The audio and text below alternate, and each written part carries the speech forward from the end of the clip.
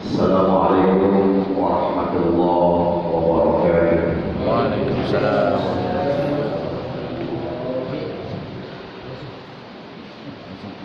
Innal hamdalillah nahmaduhu wa nasta'inuhu wa nastaghfiruh wa na'udzu billahi min shururi anfusina wa min sayyiati a'malina.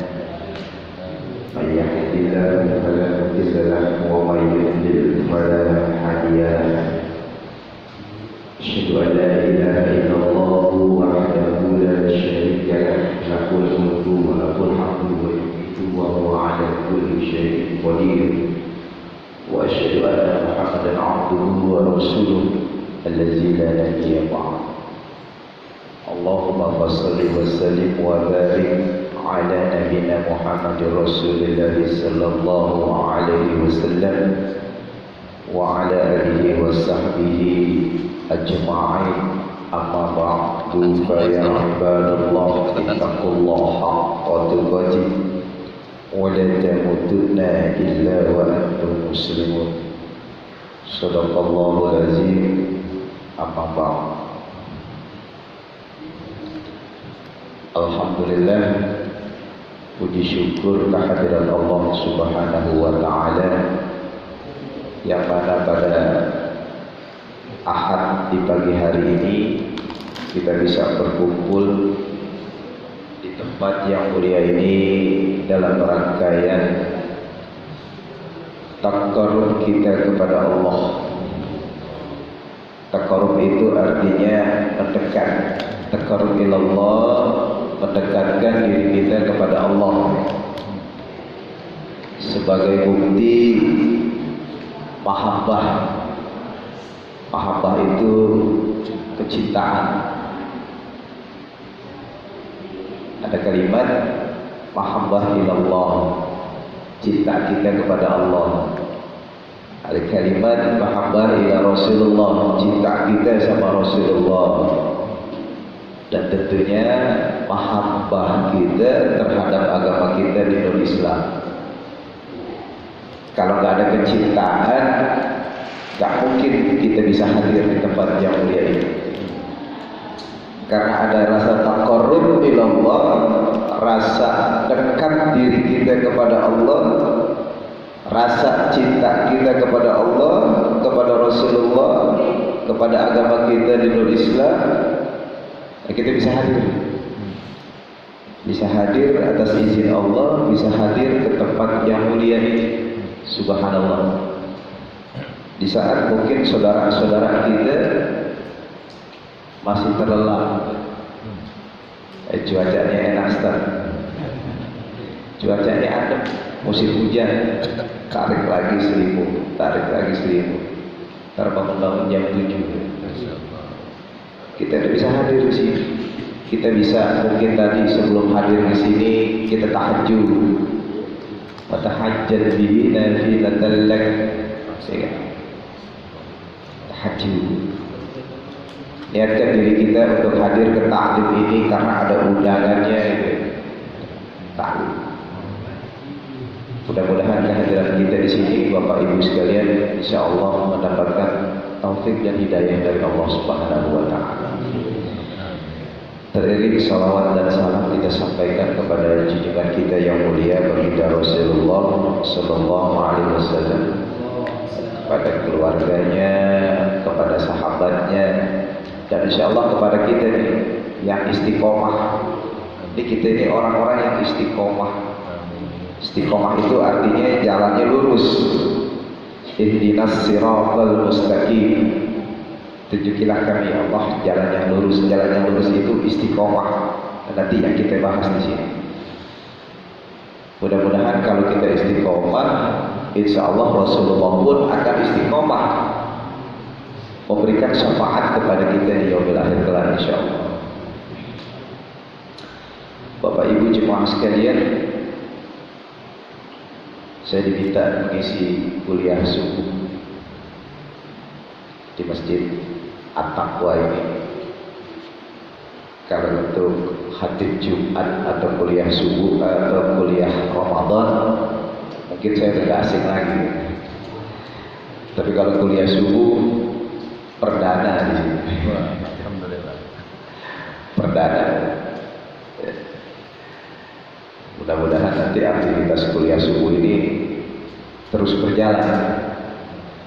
Kalau saya perhatikan di grup majelis tabligh, karena saya kan sekretaris majelis tabligh daerah dan saya adminnya, ini setiap ada sholat subuh setiap ahad ada pengajian di sini. Alhamdulillah. At-Taqwa, terus di Baitur Rahmah di Keramat Jati, terus di At-Taqwa Matraman, masjid-masjid Muhammadiyah selalu mengadakan pengajian. Karena mau nggak mau, suka nggak suka, kita ini harus tetap menuntut ilmu. Apalagi selama 2 tahun ini kan kita seperti dikekang dengan adanya wabah, dengan adanya COVID gitu kan. 2 tahun. Sekarang alhamdulillah ini Omikron nggak ngaruh. Kalau kita orang beriman, Omikron nggak ngaruh. Mau Omikron, mau apa lagi nggak ngaruh. Ya. Bukan kita nggak percaya, tapi nggak ngaruh. Karena Allah sudah menunjukkan jalan. Ini mungkin yang di luar dugaan kita semua, hadirin rahimakumullah, bahwasanya ketika terjadi perang antara Rusia dan Ukraina, ini tanpa diduga ada laboratorium pembuat virus yang berhasil dibom, berhasil dihancurkan oleh Rusia. Ya, kalau kita ikuti terus nih perang antara Rusia dan apa? Ukraina. Iya, itu ada.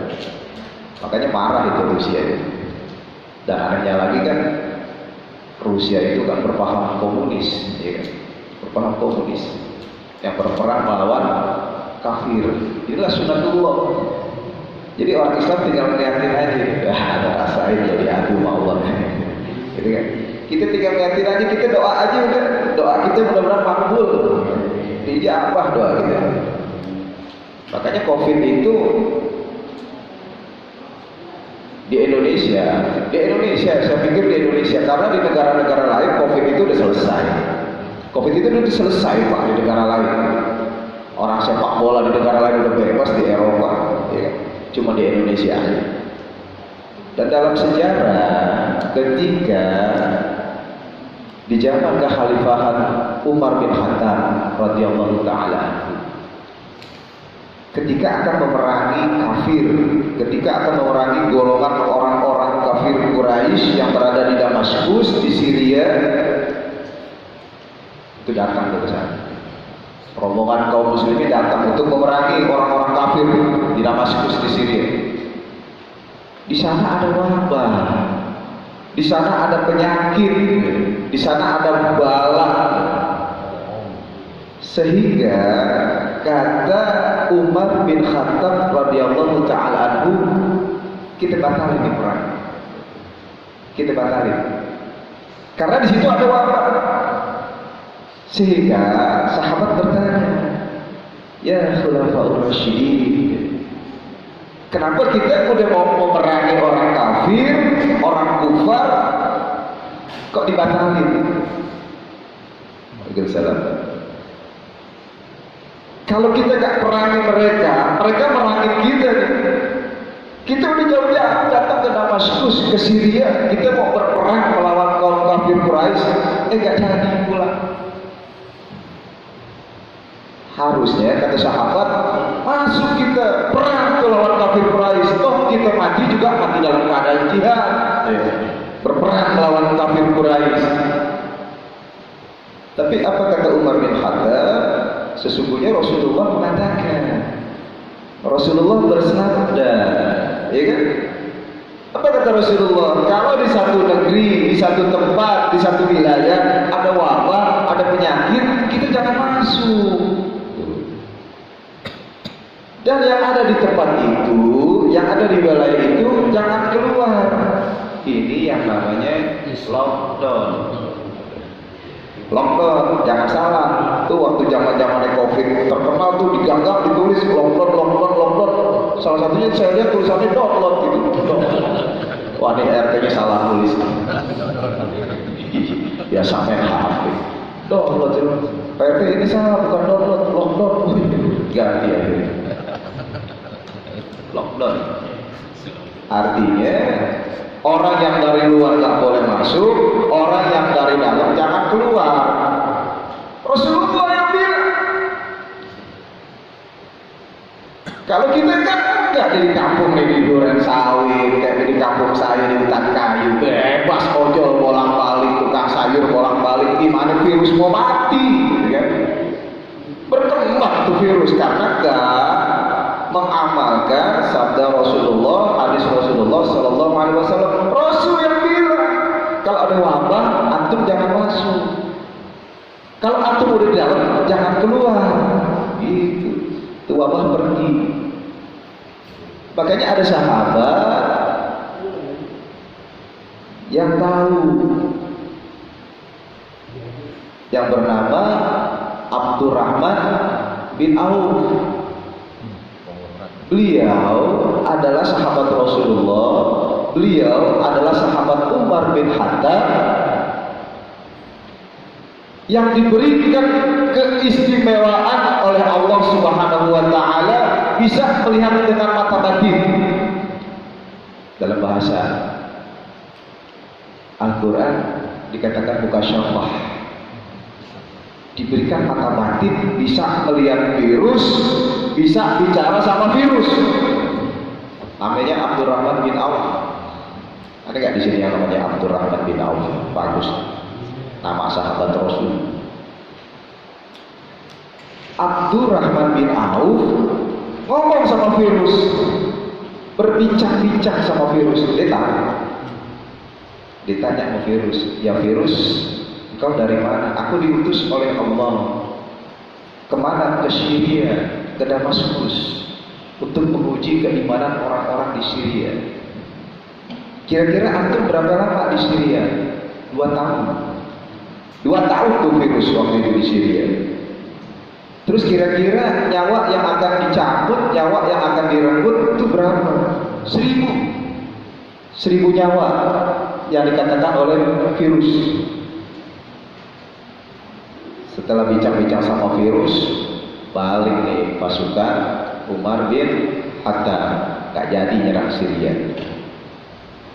2 tahun balik lagi. Emang niatnya mau nyerang kafir Quraisy. 2 tahun balik lagi ke Syria, ke Damaskus. Ketemu lagi sama virus. Ngobrol lagi ceritanya. Ini kalau kuliah subuh santai aja Pak, ya. Apalagi ada makanan ini tuh udah habis lagi. Jadi santai. Jadi enak ustadznya ngomong, apa ustadznya bicara, jemaahnya sambil makan gak apa-apa, gak haram hukumnya. Datang lagi 2 tahun datang lagi. Bicara lagi sama virus. Ya virus sudah berapa tahun? 2 tahun. Sesuai perintah Allah Subhanahu wa taala. Terus berapa nyawa yang mati? 50.000. Yang mati 50.000. Nanya dong Abdurrahman bin Auf, kan antum bilangnya 1000, kenapa jadi 50.000? Enak kalau bisa ngomong-ngomong penyakit. Lalu kata virus, kata wabah tadi, yang 1000 mati berdasarkan ketetapan Allah Subhanahu wa taala. Yang 49.000 mati karena takut. Jadi bukan karena virus. Di Indonesia kasus COVID yang meninggal sekitar 140 ribuan.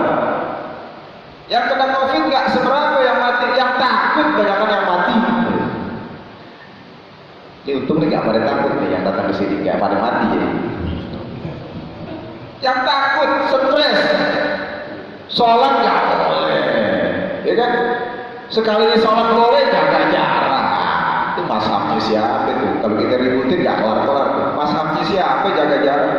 Silaturahmi nggak boleh, taraweh nggak boleh, kelar sholat id nggak boleh, jaga jarak. Makanya banyak pengantin-pengantin baru yang sampai sekarang belum punya anak karena habis nikah jaga jarak. Yang punya anak ketawa. Ya Ustaz bisa aja. Jaga jarak ya Allah. 2 tahun kita digituin, ya, dibohongin kita, kurang ajar bener. Saya kan RT, saya terus terang RT udah 3 periode saya jadi RT, gak diganti-ganti, nggak tahu saya. Saya kebetulan di RT saya nih, saya RT 1, orang yang pertama kali dites untuk vaksin pertama. Saya 1 RW ada 14 RT. Nasrullah masuk. Udah pasrah aja deh, divaksin mati-mati deh. Betul kan? Karena saya nggak yakin divaksin bakal sembuh gitu kan, bakal bisa untuk tidak kena virus. Dari 14 RT yang lolos 8 RT, 6 RT darahnya tinggi langsung 200 stres, nggak berani divaksin. Jadi Bismillah aja deh. Istri udah berdoa, ibu rumah mudah-mudahan nggak apa-apa, mudah-mudahan. Vaksin pertama pakai Sinovac. Vaksin kedua, udah saya vaksin pertama, kedua boleh karena saya banyak tugas di kantor-kantor, banyak tugas di mall-mall yang harus punya aplikasi Peduli Lindungi, harus divaksin. Dan Muhammadiyah menyarankan divaksin. Jadi vaksin pertama, vaksin kedua, booster, gitu kan? 3 nih. Ini kalau berangkat aja nih pulang dari rumah sakit memble tangan kita gitu. Kagak ngaruh divaksin, yang kena COVID kena juga ya Allah. Itu. Makanya kita alhamdulillah kemarin MUI hari Jumat mengeluarkan fatwa bahwa kita kembali untuk merapatkan soft, rapat soft, ya kan? Karena rapat dan lurusnya soft kata Rasulullah adalah keutamaan dalam sholat berjamaah. Jadi keimanan kita benar-benar diuji, betul-betul diuji oleh Allah Subhanahu wa Ta'ala. Dan orang beriman itu memang harus diuji. وَلَنَبْلُوَنَكُمْ بِشَيْءٍ مِنَ الْخَوْفِ وَالْجُوعِ وَنَقْصٍ مِنَ الْأَمْوَالِ وَالْأَنْفُسِ وَالثَّمَرَاتِ وَبَشِّرِ الصَّابِرِينَ. Orang beriman diuji dengan kekurangan, diuji dengan kehilangan, diuji dengan rasa lapar, ya kan, ketakutan, cemas. Beberapa tahun yang lalu, beberapa bulan yang lalu itu kan, kita punya tingkat rasa takut yang begitu dalam. Kenapa? Karena banyak ustaz yang dibegal, banyak muazin yang dibunuh, ya kan? Banyak imam yang ditusuk. Kan khawatir kita kan. Rasa cemas itu manusia ada Pak. Sekuat-kuatnya iman kita, rasa takut ada. Giliran ketangkep, gila. Tangkap orangnya orang gila. Wajar aja kita musuh imam. Tapi herannya orang gila yang diincer imam gitu. Kenapa nggak ngincer yang lain? Khawatir, cemas. Apalagi saya dari hutan kayu Pak. Saya dari hutan kayu. Naik motor tadi jam 4 kurang, saya naik Grab. Celangap, celinguk, sepi. Lewat Grender. Ya. Kalau saya diapa-apain nggak nyampe sini. Ada rasa khawatir, rasa cemas. Ya. Itu manusiawi Pak. Manusiawi. Covid, khawatir, cemas, ya kan? Sampai-sampai kita nggak ketemu orang aja salaman. Kayak ngajak berantem. Salamannya begini Pak, kayak ngajak berantem. Rasa takut kita kena COVID, ya kan?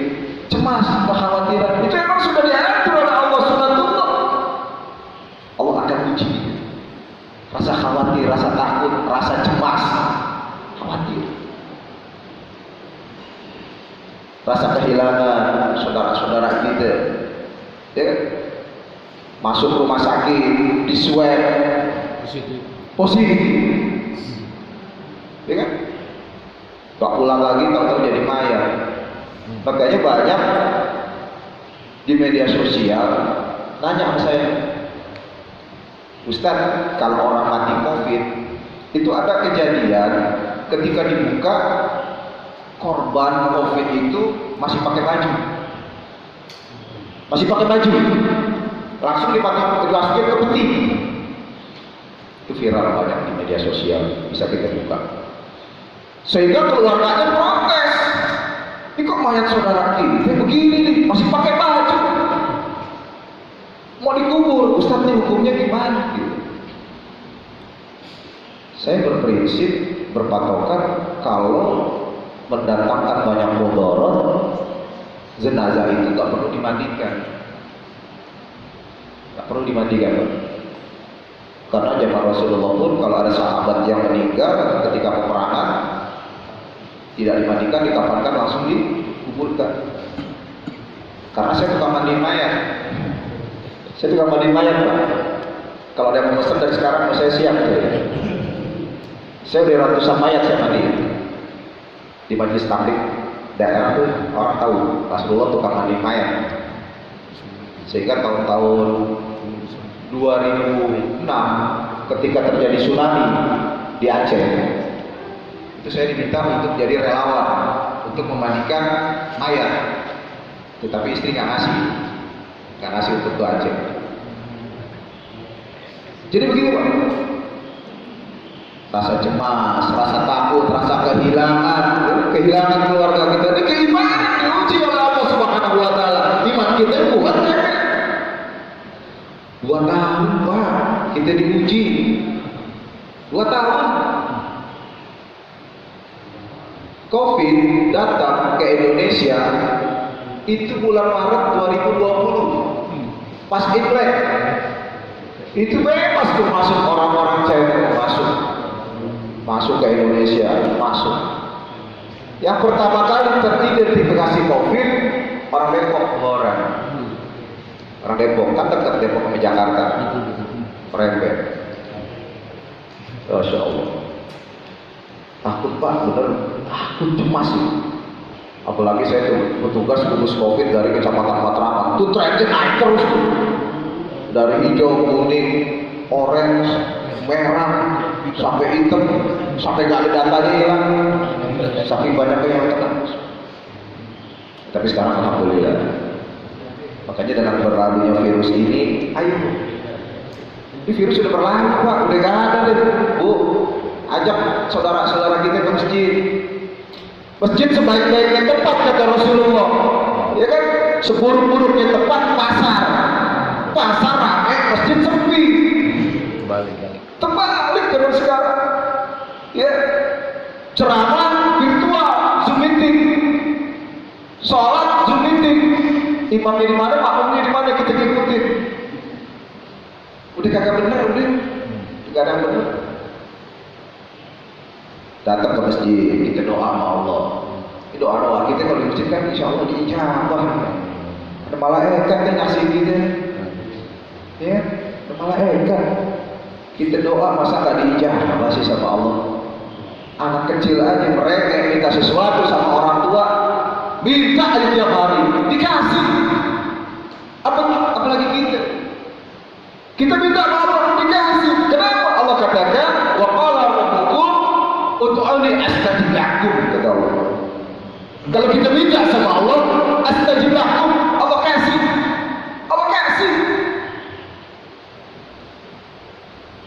Cuma kadang-kadang kita gak sabar, kita doa, kita munajat, kita istikharah, kita tahajud, kita duha. Kok doa-doa kita belum diijabah sama Allah, belum diterima sama Allah? Kenapa? Kan kita sudah naik. Ustaz, aneh udah doa Ustaz, udah tahajud, udah istikharah, udah duha Ustaz. Kok doa-doa belum diterima juga sama Allah? Kenapa Ustaz? Ya Pak, Haji. Sekarang yang gitu Pak. Al-iman Ibrahim bin Adam radhiyallahu taala anhu, seorang imam dari Suriah, ketika ditanya oleh makmumnya, ditanya oleh jamaahnya, ia menjawab. Ada jemaah nanya, "Imam, Pak Kiai, Ustaz, saya udah doa nih Pak Imam, udah bermunajat kok masih belum diijabah sama Allah, belum direalisasikan sama Allah. Kenapa?" Imam Ibrahim bin Adam radhiyallahu ta'ala mengatakan minimal ada 9. Kenapa doa kita kadang-kadang belum diijabah sama Allah, bahkan ditolak oleh Allah Subhanahu wa taala. Tuh. Ada 9 sebab ciri-ciri doa kita gak diterima sama Allah. Yang pertama kata Imam nih, Bu, kalau ngantuk minum aja Bu biar seger. Dulu ada teh hangat tuh. Kata Imam Ibrahim yang pertama, kita baru mengenal Allah. Tuh. Kita baru kenal sama Allah. Baru kenal. Lalu ditanya, "Man rabbuka?" Allahu Rabbi. Ini pertanyaan kubur yang udah dibocorin di dunia sama ustaz-ustaz. Kalau di kubur kita ditanya tuh, "Man rabbuka?" Siapa Tuhanmu? Allahu Rabbi. Kok kita baru kenal dengan Allah? Kata Imam Ibrahim, syariat-syariat Allah, hukum-hukum Allah gak kita jalani. Jadi kita baru kenal sama Allah. Allah itu Tuhan kita, Allah itu Rabb kita yang patut kita sembah. Tapi syariat-syariat Allah gak kita jalani, gak kita laksanakan. Perintah-perintah Allah gak kita jalani, larangan-larangan Allah kita kerja. Makanya doa kita bahkan gak dikabul sama Allah. Salat kan perintah Allah, puasa perintah Allah, zakat haji perintah Allah, gak kita kerjain. Larangan Allah dilaksanain. Jangan, Al-Maidah 51, jangan milih pemimpin kafir. 2017 hampir 40% orang Jakarta milih pemimpin kafir. Tanggung jawab antum di akhirat itu. Ya kan? Tanggung jawab. 2017 saya jadi ketua TPS di wilayah saya. Dan harus netral. Kapolsek, Kapolres, semua KPU, kecamatan bilang, "Tat, antum harus netral." TPS di Muhammadiyah 23 di tempat saya. Ada 3 kandidat, Pak Anies, Pak Ahok, dan AHY. Putaran pertama, alhamdulillah, Ahok menang. Di TPS saya, Ahok menang. Anies urutan kedua perhitungan suara, AHY urutan ketiga. Harus ada putaran kedua. Putaran kedua saya diminta oleh takmir, "Ustaz, tolong ceramah nanti jam 9, jam 8 pilkada putaran 2 karena di tempat kita ini kalah Anies." Udah semua ayat tuh saya bacain tuh, semua ayat mempan gak bisa bilang. Ada satu kalimat yang mungkin membuat para kontestan itu yang milih takut. Saya bilang, ada waktu itu sholat subuh hari Rabu tanggal 9 April itu. Putaran kedua saya lupa tanggalnya. Ada orang hampir 100 jemaah. Saya bilang, saya ini tukang mandiin mayat. Saya ini tukang mandiin mayat.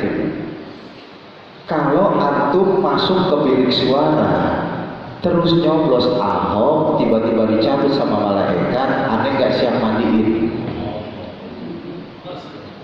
Aneh gak bakal mandiin?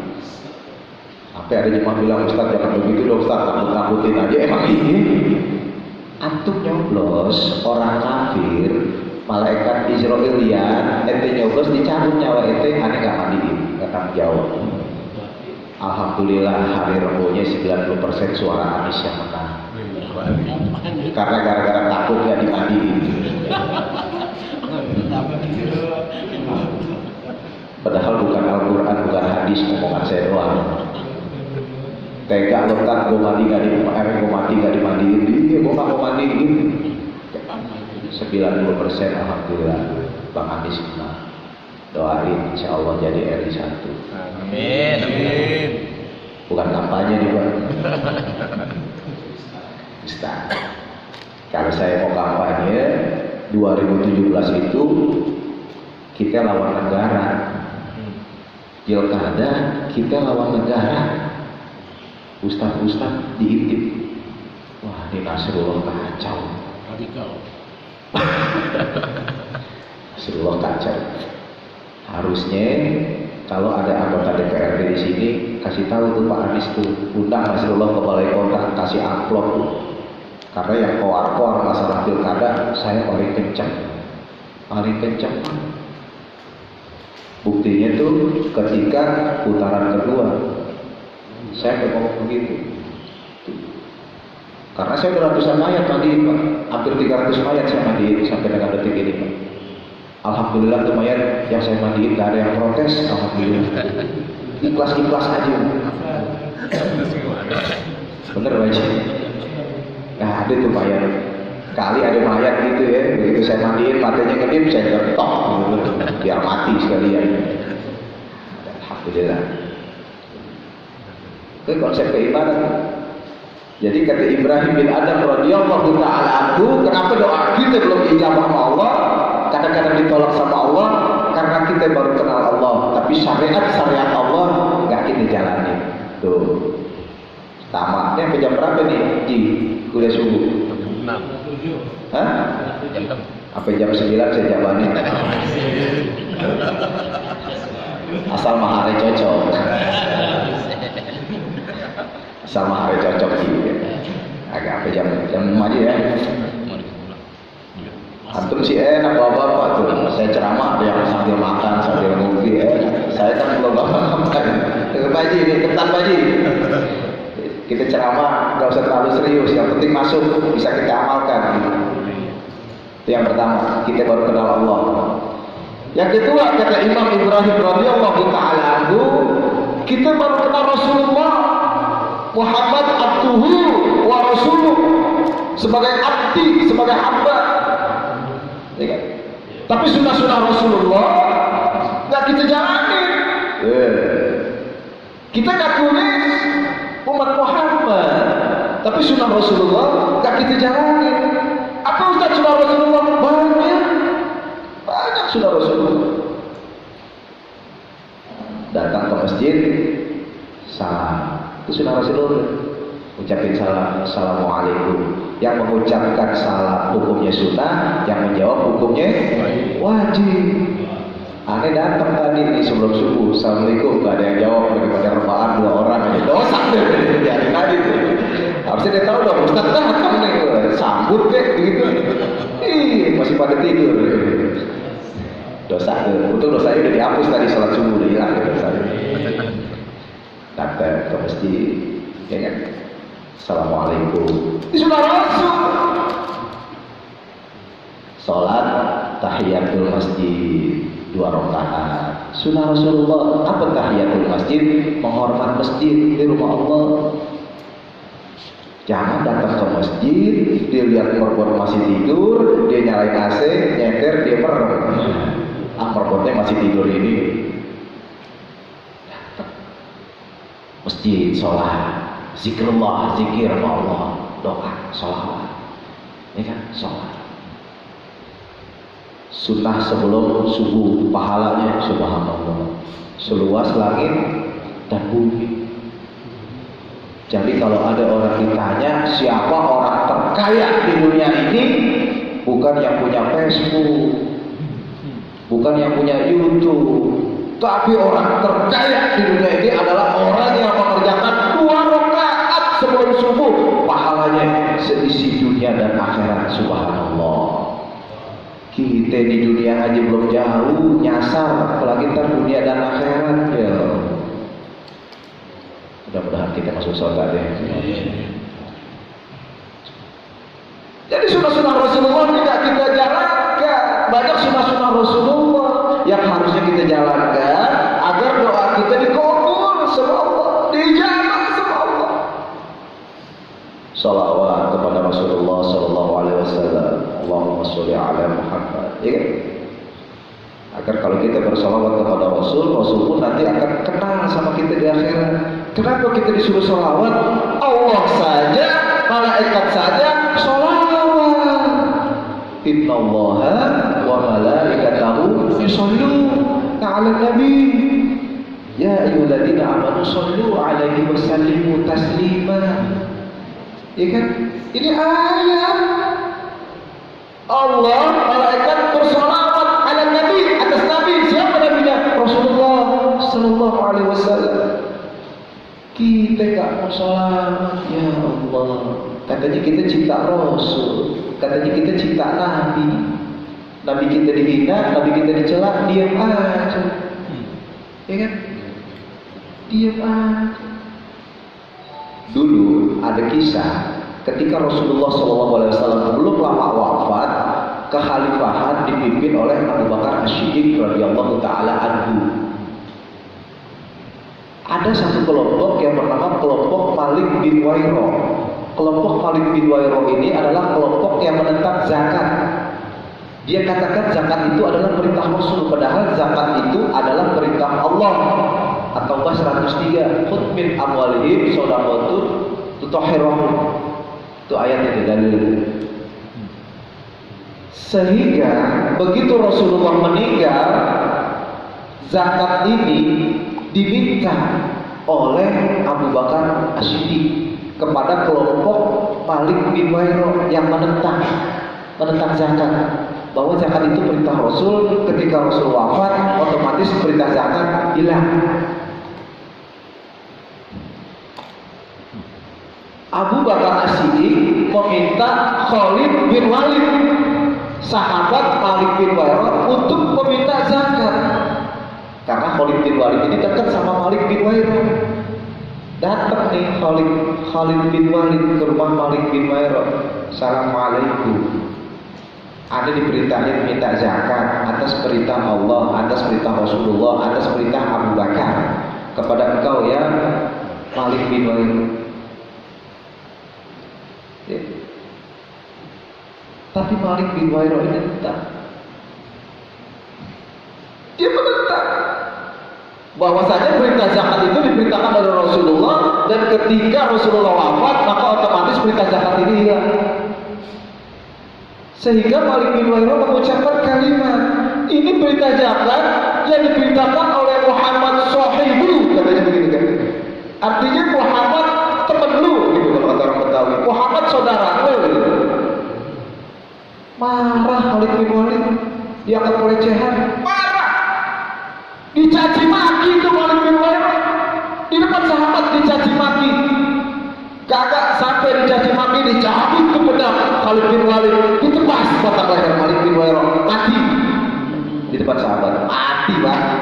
Gak ada cerita lewat, tahu sendiri Khalid bin Walid pedang itu yang menjaga, mati. Diaduin di kisah ini kepada Abu Bakar. Ya Khalifah Ar-Rasyidin, ya Abu Bakar, baru saja terjadi pertumpahan darah antara Khalid bin Walid dan Malik bin Wairo. Kenapa? Malik bin Wairo diminta zakat nggak mau. Dia bilang Muhammad sahibu, sehingga Khalid bin Walid marah dan menebas batang leher Malik bin Wairo, mati. Sahabat kalau ini Malik bin Wairo, Khalid bin Walid jangan kayak begitulah. Masa minta zakat aja sampai kebunuh orang gitu kan. Maunya Khalid bin Walid itu penjara udah, atau enggak kembali di penggal lehernya gitu kan. Sidang. Sahabat ngadu semuanya kepada Abu Bakar As-Siddiq. Ngadu peristiwa tadi kan. Lalu apa kata Abu Bakar As-Siddiq radhiyallahu taala anhu? Dia bilang, andai kata Abu Bakar, andai kata ketika Malik bin Wairo bicara seperti itu dan saya ada di situ, maka saya yang akan memenggal batang leher Malik bin Wairo. Subhanallah. Jadi gak usah tunggu Malik bin Walid, Khalid bin Walid tebas batang leher. Abu Bakar bilang, makanya jangan coba-coba hina Rasulullah. Ya. Di Prancis seorang guru buat karikatur, guru SMP karikatur Rasulullah. Ada muridnya yang muslim, ditusuk dibunuh lehernya sama muridnya, ditembak tuh muridnya mati. Muslim. Sehingga Presiden Emmanuel Macron, Presiden Prancis mengatakan bahwa itu kebebasan berekspresi, terserah. Diboikot sama negara-negara Arab produk-produk dari Prancis. Tuh Aqua produk dari Prancis tuh yang dipakai. Ada yang pakai Aqua kan? Ya, Pepsodent dari Prancis. Banyak produk-produk Prancis boikot. HNI makanya. Mati dibunuh oleh pelajar kelas SMP. Guru. Di Indonesia ada yang namanya Muhammad Kacing. Ya salah. Namanya Muhammad Kacing. Nina Rasulullah. Kece, Muhammad Kece. Kece itu kalau kata orang Betawi cakep, kece banget tuh cewek, cakep. Namanya Muhammad Kece. Kina Rasulullah masuk ke Mabes, digebukin. Yang gebukin siapa? Polisi juga, Napoleon Bonaparte. Digebukin. Jadi kalau kita cinta sama Rasul begitu, sholawat sama Rasul. Jadi kata Imam Ibrahim bin Adam radhiyallahu taala, kalau doa kita mau diterima sama Allah, sunnah-sunnah Rasulullah jalani. Sunnah-sunnah Rasulullah jalani. Ini kan untuk ilmu sunnah Rasulullah. Talabul ilmu faridatun ala kulli muslim. Untuk ilmu itu kewajiban bagi tiap-tiap muslim. Ustaz, saya udah tua Ustaz ya. Udah males ngaji. Males ngaji. Kalau males ngaji, ntar kita ngajiin. Ya? Ntar kita ngajiin. Jangan sampai kita gak pernah ke masjid, gak pernah sholat berjamaah, tiba-tiba ke masjid, dia sholat, tapi sholatnya di depan imam. Mau begitu? Gak pernah ke masjid, gak pernah berjamaah, tonton datang ke masjid, sombong lagi sholat di depan imam. Udah jadi mayit. Sunnah Rasulullah. Dan yang ketiga, nikah sampai 9. Kalau sampai 9 saya ceramah sampai jam 10-an. Yang ketiga kata Imam Ibrahim bin Adam radhiyallahu taala anhu, doa kita belum diijabah oleh Allah karena kita baru kenal Al-Qur'an. Al-Qur'an baru kita kenal. Cuma kita lihat, cuma kita pajak, cuma kita tahu, cuma kita usah-usah, gak pernah dibaca, gak pernah tahu dalilnya, tafsirnya, tajwidnya, makhrajnya, gak tahu. Saya punya teman tuh Pak Haji, masya Allah, masya Al-Qurannya cakep-cakep, bersih-bersih, taruh, gak pernah dibaca. Padahal Al-Quran adalah udah lintas. Petunjuk. Kita mau ngapain aja di Al-Quran ada. Masalah apa aja ada di Al-Quran. Petunjuk Al-Quran. Al-Quran gak pernah dibaca, gak pernah tahu artinya, terjemahnya, gak pernah diamalkan, gak pernah ditadabburi Al-Quran. Bagaimana kita mau dapat petunjuk Allah? Al-Quran cuma pajangan, cuma biasa. Makanya di masjid kalau Al-Qurannya lengkap itu bagus, sering dibaca berjamaah. Kalau di masjid ini Al-Qurannya masih bagus-bagusnya, nanti curiga nih, nggak pernah dibaca nih Quran. Ya, pernah dibaca. Tadabburi Al-Quran, pelajari Al-Quran, maknai Al-Quran, amalkan Al-Quran sebagai hudan linnas, wa bayyinatin minal huda wal furqan, sebagai petunjuk buat kita di kehidupan kita.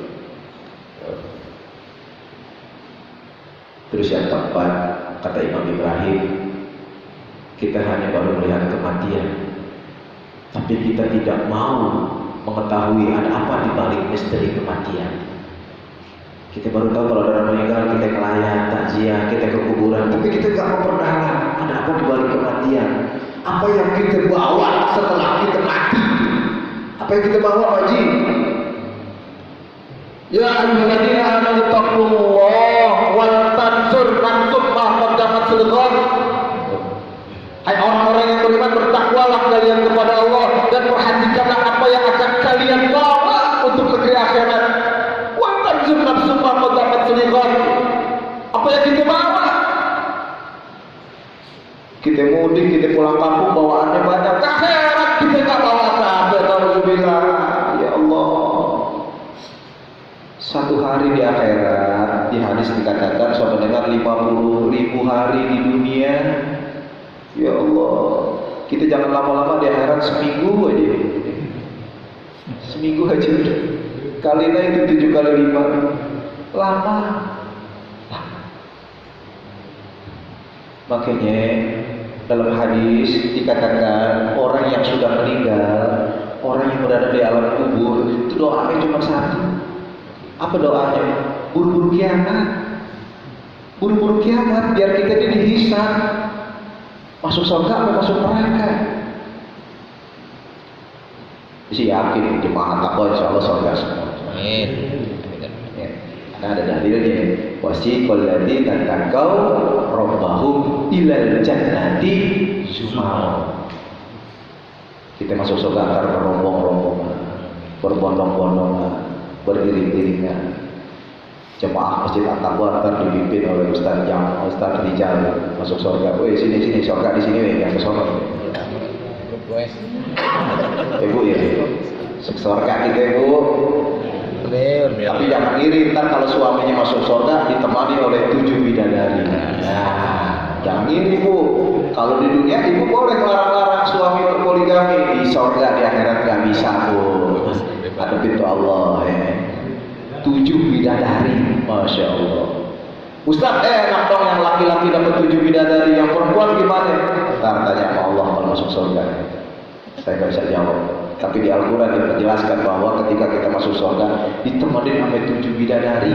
Ya Allah, kita punya istri 2 aja di dunia pusing. Ya, pusing. Kecuali guru kita. Alhamdulillah bisa mendengarkan, bisa menyimak yang saya sampaikan. Mudah-mudahan menjadi ibrah, pelajaran buat diri saya sendiri dan juga buat jemaah sekalian. Mari sama-sama kita tutup dengan doa kafaratul majlis. Subhanallah wa bihamdihi, asyhadu an la ilaha illa anta, astaghfiruka wa atubu ilaik. Billahi taufiq wal hidayah. Wa minkum. Assalamualaikum warahmatullahi wabarakatuh. Waalaikumsalam warahmatullahi wabarakatuh.